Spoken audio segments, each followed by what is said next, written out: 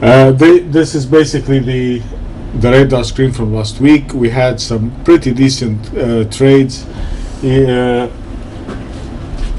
and one of the things I would like to suggest to most of you, because some of you guys have been sending me their spreadsheets with the trades that they have taken, and there is a couple of observation I will be discussing in the mentoring room tomorrow. But one of the things I would like to stress upon you is try to stay with the trade when you have something like a structural point and a significant and an entry point are taken in the same time. These would be trades that if you would take them and just stay with them, at least to go for the big moves. I mean, these would be the ones that will give you a decent move, and if you're able to stay with those, then probably you'll be actually enhancing the results. Getting into the trades in and out too much usually is one of the things that eats up the profitability or the gain. So, having said that, let's get started, and we will be discussing the trades, as I said, on the spreadsheets this week. So, as we always do, we start looking at our indices, and this was the general out plan from last week. We were basically looking to go long the US dollar.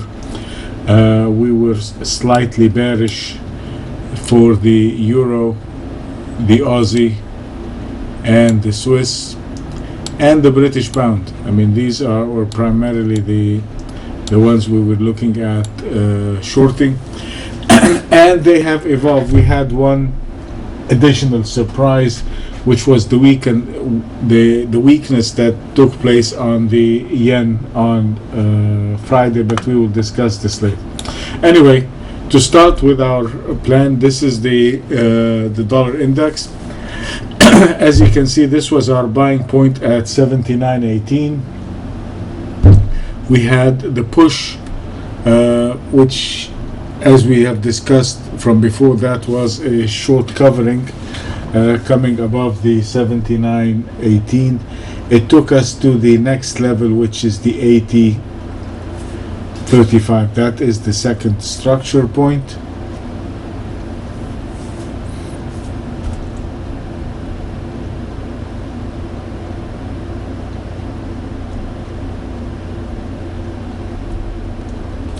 And as you can see that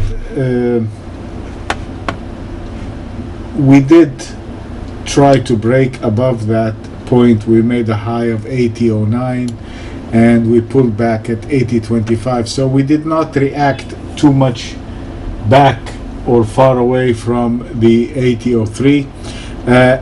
And so this is a close that would indicate the continuity to the upside. And if we look at the weekly chart for the US dollar, you can see that we only had kind of a 2 weeks or 2 strong weeks in the short covering, so we should be looking for an additional 1 or 2 more weeks probably to take us back on the way to the 81.07. So we should be looking for the dollar to continue higher, and of course a trade above the 80.03. I'm not sure the 80.03 is really the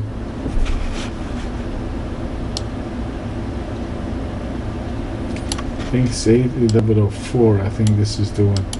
So actually this is a pretty good close, and we should be looking for the dollar to continue higher. This is a pretty good close, and the dollar is strong, and we would look for buying the dollar this week. The next currency that we'll be looking at, which is actually is the Australian dollar, and this, as we have been discussing, it has been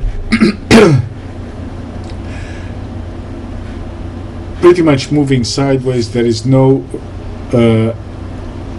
fundamental reason behind the Australian dollar to go higher. They are actually talking in Australia. The Royal Bank of Australia is actually considering cutting of interest rate. We're having the situation with China, that China might be slowing down, and that is China's biggest trading partner. And as you can see, this close over here, this is a pretty negative close. This is a big turnaround on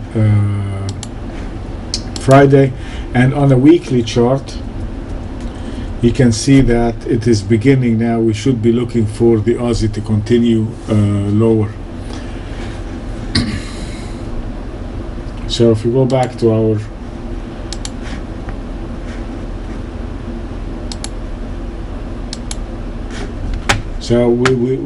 the dollar, we will be looking at buying the dollar, as I said, this week, and the Aussie this week is going to be on the short side. We'll be looking at shorting, but this time it's going to be a double. It is quite short, and we'll actually be looking at shorting the Australian dollar. The next one is the euro, which is again the big and as you can see, we had the short covering coming in when we started back from the 123. It took us all the way up to the 131, and now we had this 2 weeks pullback.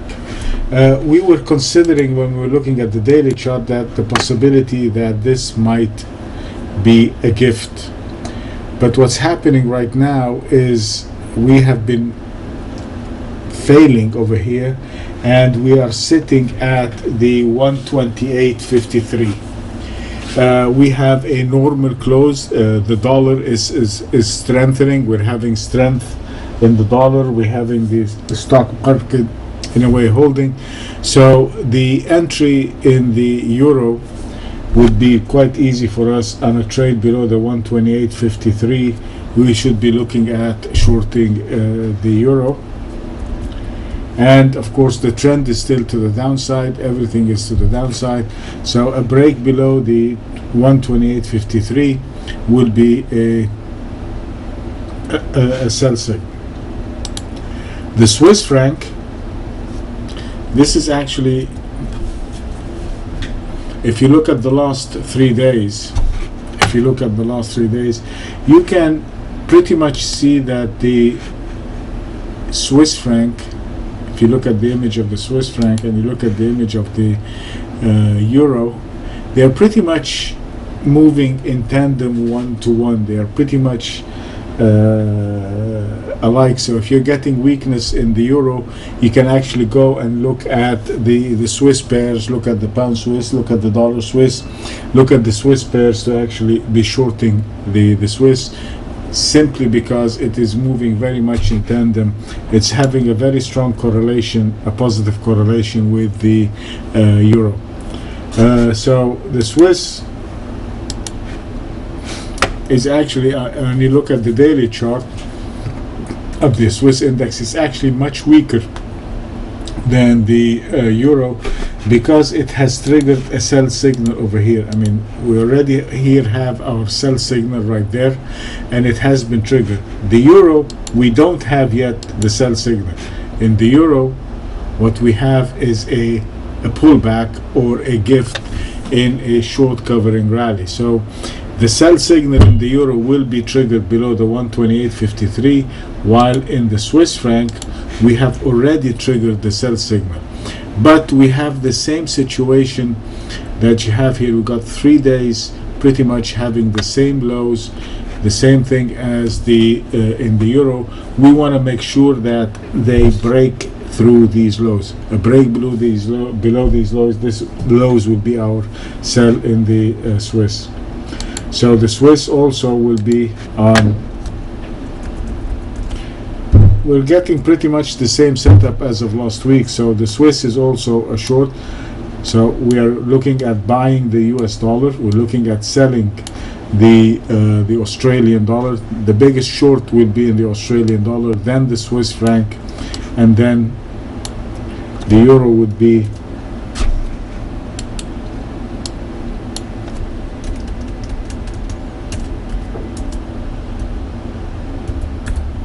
okay. The next one we're going to look at is the British pound. And the British pound, as we have been discussing for a very long time, is still in a bear market. You can see the sideways pattern that we have been going through in the British pound since 2009. The major trend is to the downside. We have been in this, if you want to call it, this kind of triangle all the way since 2009. It is narrowing, it's contracting, and it is looking now to start the next leg to the downside. This thing has been oscillating between those, in this narrowing, contracting. It hasn't given us a definitive move, or actually I think it's actually more bearish now than it was before, because the structure point we had, which is the 162.63 right there, that's the one I have this rectangular. We did actually break it over here. We broke above it once, twice, several times, and then we resolved ourselves to the downside. This is quite a serious sell signal, and we should be looking for taking the pound to the downside. So the two big sell signals that we have this week, one is in the Australian dollar and the other is in the British pound. Last but not least, we're going to look at the Japanese yen.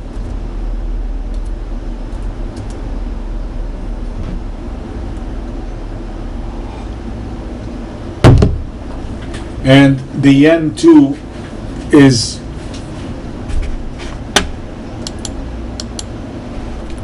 technically and fundamentally, it is in a bull market. It is in a very strong currency, but it is giving us it is in this equilibrium mindset. There is no reason for this thing to continue higher, and they are now beginning to roll over, or to reconsider or reevaluate whether to remain bullish or to change their bias and to go to the short side. What we have over here is two sell signals. A trade below the 129.12, that was one sell signal. That could be one turtle soup, if you will. And then the second time when it traded below the 128.61, pushing all the way down, putting in a low of 128.10 and closing at 128.32. This is also a sell signal in the yen. So realistically speaking, we do have a sell signal in pretty much all the currencies. I mean, most of all the currencies are in a sell signal, except for the US dollar. And this is what's kind of scary. I mean, it's just, I mean, if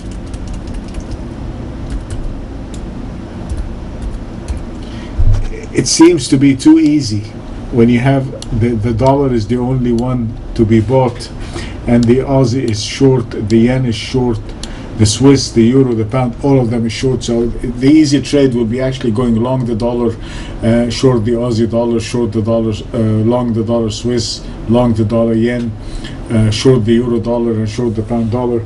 And even the Canadian, if you look at the CAD, has actually triggered for us a sell signal by coming and trading below the 101.55. This is now another big sell signal in the CAD. So what we're having is pretty much sell signal across the board, sell signal across the board in all of the currencies, and they are all pretty much prime sell signal. But the weakest currencies that we can see big sell signals on are the Aussie dollar, the British pound, and the Swiss franc. We're going to look at be buying the US dollar, and we're going to maybe we can do something with the EuroCAD or the pound CAD and the pound Aussie. So we might be looking at taking the Aussie short against the, or going long the pound Aussie, going long the Euro Aussie, looking at going long the Euro CAD, going long the pound CAD. So basically we'll be focusing on selling the Aussie, selling the Canadian, and we're going to see how the yen is playing in this sequence. Okay, so let me save the recording, and if anybody has